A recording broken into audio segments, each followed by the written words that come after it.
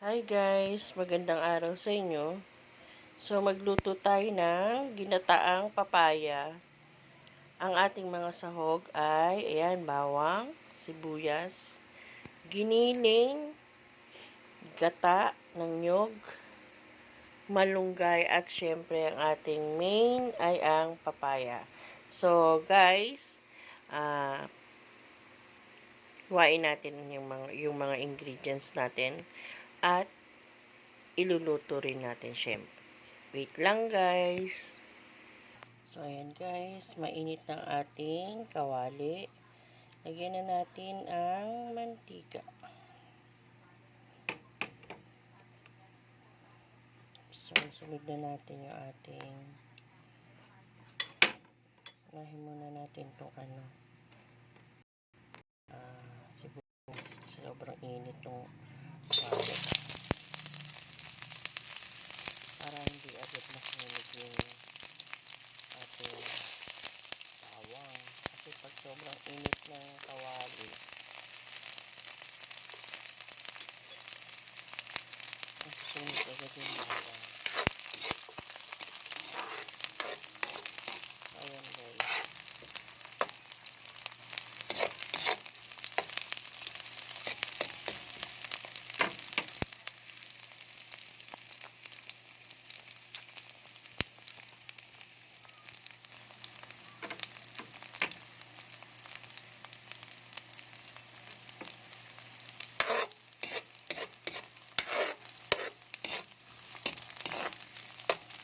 Sunod natin ang ating bawang.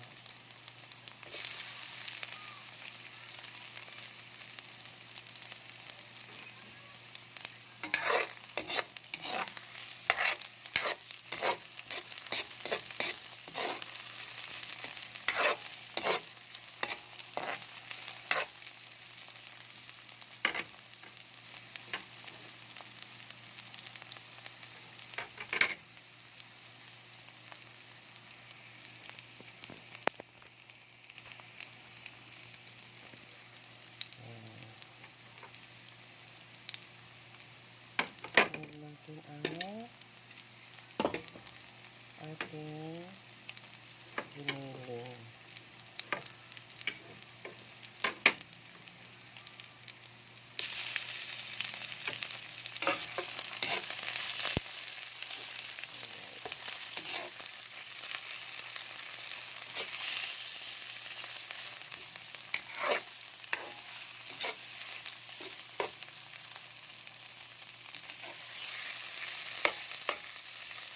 Ituin natin na iyan guys yung ating giniling, ating papulahin.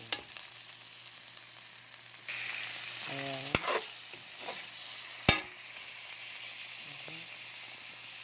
Hindi siya na magulo aking camera.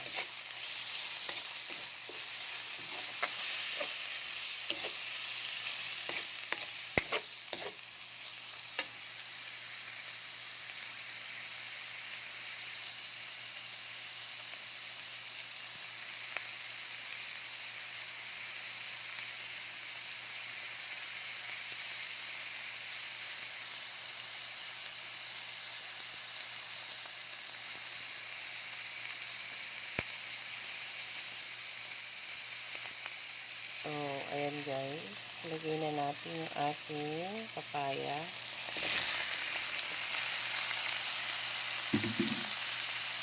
At haluin natin yun guys.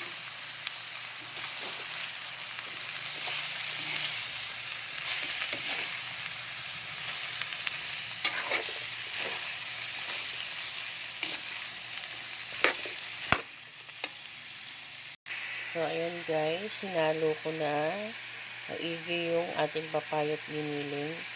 Lagyan natin siya ng pangalawang gata. Ayan guys. Para maluto maigi yung ating papaya. So, haluin natin yan guys. Ayusin natin. Yung mga gagamit ng instant na gata. Ano kaya yung nasa pouch at saka yung nasa lata na gata. Ang gawin nyo, lagyan nyo yung gata, pero lagyan nyo rin ng konting tubig. Ganon. So, sa atin, dito sa akin, ang ginawa ko, may nabibili naman dyan sa palengke na pangalawang gata. So, yun yung aking inuna para maluto maigi tong ating papaya. So, antayin natin siyang kumulo, guys.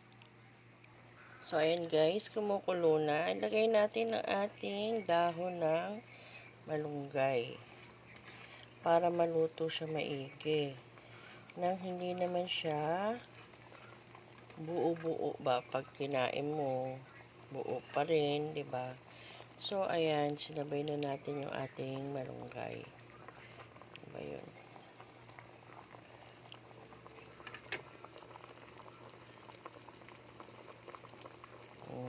Bawang pala. So, ayan guys.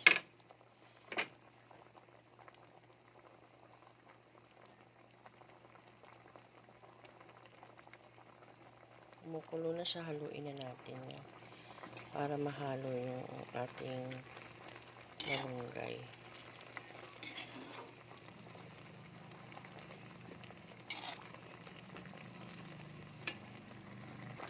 So, ayan guys, lagyan natin ng konting asin. Ayan, depende sa inyo yung yung alat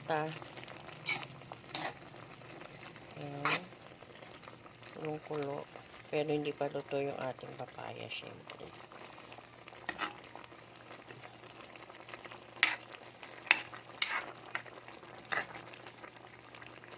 So, ayan guys.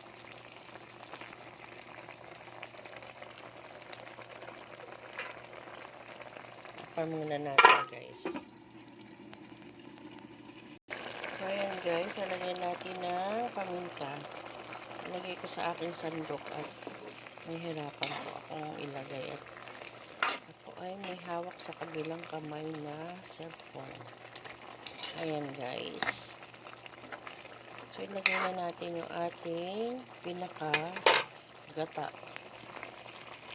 So, ayan guys, ilagay natin yung ating pinaka-gata. Ayan. Ayan na guys. So, antayin natin siyang kumulo at pag kumulo siya, halu-haluin na natin to guys. So, ayan na guys, kumukulo na. Halu-haluin na natin. Kasi makukurta yung gata, magbubuo-buo. So, halu-haluin natin yan guys.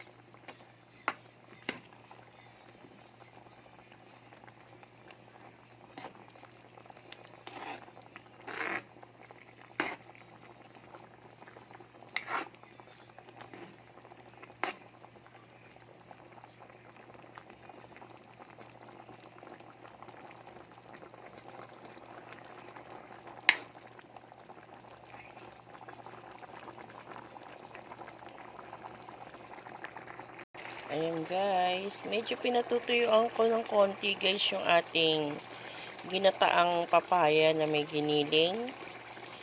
Kasi para mas masarap siya. So, pwede rin pala guys yan lagyan ng siling pangsigang kung gusto nyo maanghang-anghang. Yun. Tsaka pwede rin naman na hindi giniling ang ilagay nyo. Pwedeng kung meron kayong tinapa sa bahay o nakatabil tinapay dyan or kung gusto nyo bumili kayong tinapa, pwede ding isahog dyan. Alisin nyo lang yung himayin nyo ba, alisin nyo lang yung mga tinik-tinik. Pwede yun kaysa sa giniling. Kung iba ay bawal sa baboy, pwede naman yung tinapa. Yun guys, optional lang kasi yung mga giniling kasi yan lang yung meron sa aming rep. At yung tinapa po hindi dumaan dito sa amin ngayong araw. So guys, antay-antay natin maluto ng husto yung papaya at medyo patutuyuan pa natin ng konti ang ating ginataang papaya na may giniling at malunggay. Wait lang po.